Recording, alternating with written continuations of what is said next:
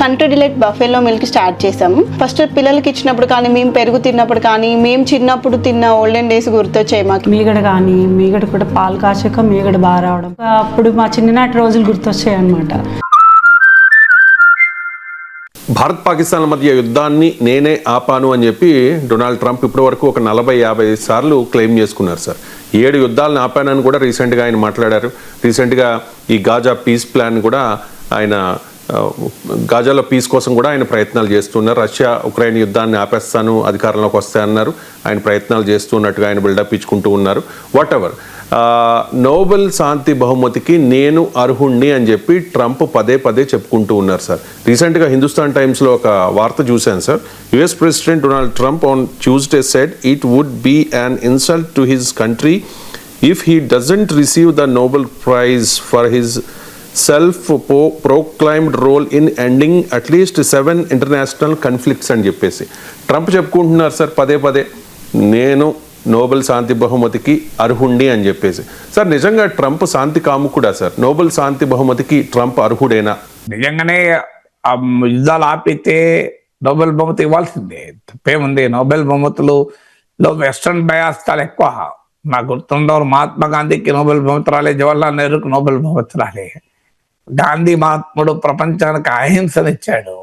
మీకు Barack Obama America అధ్యక్షుడి హోదాలో భారతదేశం సందర్శించినప్పుడు భారత పార్లమెంట్ లో నిలబడి ఆయన అన్న మాటలు ఏంటంటే, ఒక యంగ్ ప్రీచర్, ఒక యువ ప్రచారకుడు భారతదేశానికి వచ్చి గాంధీ మహాత్ముని బోధనల చేత ఉత్తేజితుడై మా దేశములో పౌర హక్కుల కొరకు, నల్ల జాతీయుల ఆత్మగౌరవం కొరకు నిలబడి ఉండకపోతే ఈరోజు అమెరికా అధ్యక్షుడిగా నేను మీ ముందు నిలబడి మాట్లాడేవాడిని కాదు అన్నాడు.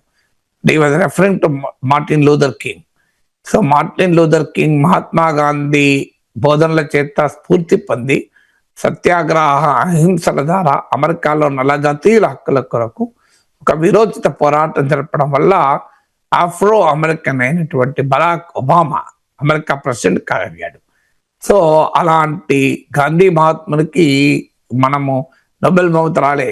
జవహర్లాల్ నెహ్రూ ప్రచండ యుద్ధ కాలంలో అటు అమెరికా ఇటు సోవియట్ యూనియన్గా ప్రపంచం చీలిపోయినప్పుడు అలీల ఉద్యమం అనే యొక్క 4 లైన్ ఫారెన్ పాలసీకి బీజం వేసి Marshal Tito of Yugoslavia, Abdul Nasser of ఈజిప్ట్లతో కలిసి ప్రపంచంలో ద థర్డ్ వేవ్ క్రియేట్ చేశాడు. ఒక నూతన విదేశాంగ విధానాన్ని ప్రపంచానికి ఇచ్చారు. అనేక వర్తమాన దేశాలు, ఆసియా, ఆఫ్రికా, లాటిన్ అమెరికా దేశాలు అలీనోద్యమ నీడన ఈ బైపోలార్ వరల్డ్ అంటే అమెరికా ఒకవైపు, సోవియట్ యూనియన్ ఒకవైపు ప్రపంచం చీలిన వేళ మనుగడ సాధించడానికి ఉపయోగపడ్డాయి. ఆయనకు రాలే కదా నోబెల్ బహుమతి. అందువల్ల నోబెల్ బహుమతిలో చాలా ఇన్హరెంట్ వెస్టర్న్ బయాస్ ఉంటుంది, మనకు తెలుసు. అందువల్ల అమెరికా అధ్యక్షులకు ఇవ్వడానికి నోబెల్ బహుమతికి అభ్యంతరమే ఉండదు. కానీ ట్రంప్కి అర్థం కావాల్సింది ఏంటంటే, తాను ఓటు వేసి గెలిపించిన అమెరికా ప్రజలు అమెరికా సంక్షేమం కొరకైనా యుద్ధాన్ని ఆపాలి, మానవాళి సంక్షేమం కొరకు యుద్ధాన్ని ఆపాలి, నోబెల్ బహుమతుల కొరకు యుద్ధాలు ఆపరు. అయినా ఇప్పుడు ఎన్ని యుద్ధాలు ఆపాడు? థాయిలాండ్, కంబోడియాల మధ్య చిన్న ఘర్షణ ఆపాడు. ఆర్మేనియా, అజర్బైజాన్ల మధ్య ఒక ఘర్షణ ఆపాడు. ఎందుకంటే ఈ 2 దేశాలు ఈ 2 సందర్భాల్లోనూ ఇరు దేశాలకు కూడా ప్రకటించాయి ట్రంపే ఆపాడని. కాంగో కాన్ఫ్లిక్ట్ కు కూడా ఒక ముగింపు పలికానని. కానీ ఇది ట్రంప్ సృష్టించిన బీభత్సం చూద్దాం. ఆపినేమో ఈ 2-3 చిన్న ఘర్షణలు. భారత్ పాక్ నేనే ఆపాను అని యుద్ధాన్ని అంటాడు, అది మనం ఏం అంగీకరించడం లేదని దాన్ని పక్కకు పెడదాం. రష్యా ఉక్రెయిన్ వారు ఇప్పటి వరకు కనుచూపు ముగింపు ఏమీ లేదు. ఇప్పుడు నిన్న కాక మొన్న కూడా రష్యా పెద్ద ఎత్తున భారీ ఎత్తున అమెరికా ఉక్రెయిన్ పై దాడి చేసింది.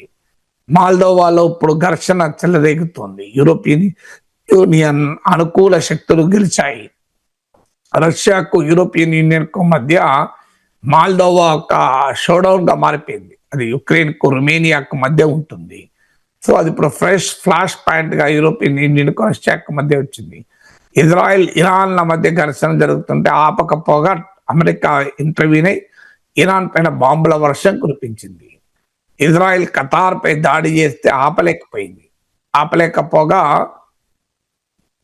తర్వాత మీకు అక్కడికి నెతన్యాహుతో ఒక క్షమాపణ చెప్పించి కథ ముగిసినట్టుగా ప్రకటించింది. ఇప్పటికీ కూడా పనామా పైన ఒత్తిడి తెచ్చి పనామా కెనాల్ తనకు కావాలని మాట్లాడుతోంది. డెన్మార్క్ పైన ఒత్తిడి తెచ్చి గ్రీన్లాండ్ కావాలంటోంది.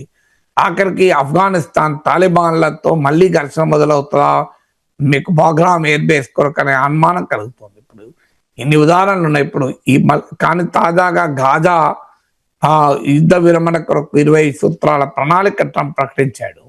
దీన్ని అరబ్ దేశాలు స్వాగతించాయి, ఇండియా కూడా స్వాగతించింది, ఇజ్రాయెల్ అంగీకరించింది, ఇంకా హమస్ అంగీకరించలేదు. అందువల్ల ఆ శాంతి ప్రణాళిక ద్వారా గాజా యుద్ధం మనకు ఆగిపోతే ఒక బిగ్ క్లెమెంట్ అవుతాడు. కానీ అందులో కూడా శాంతి ప్రణాళికలో కూడా ఒక ఫండమెంటల్ డిఫరెన్స్ ఇంకా మిగిలే ఉంది. ఈ 20 సూత్రాల ట్రంప్ ప్రణాళిక ఏం చెప్తుందంటే, it will pave the way, it will provide the path way to the formation of Palestinian state అంటుంది. అంటే ఇవన్నీ చేస్తే పాలస్తీనా స్వతంత్ర రాజ్య ఏర్పాటు దిశగా ఒక ముందడుగు పడుతుంది అని అంటారు.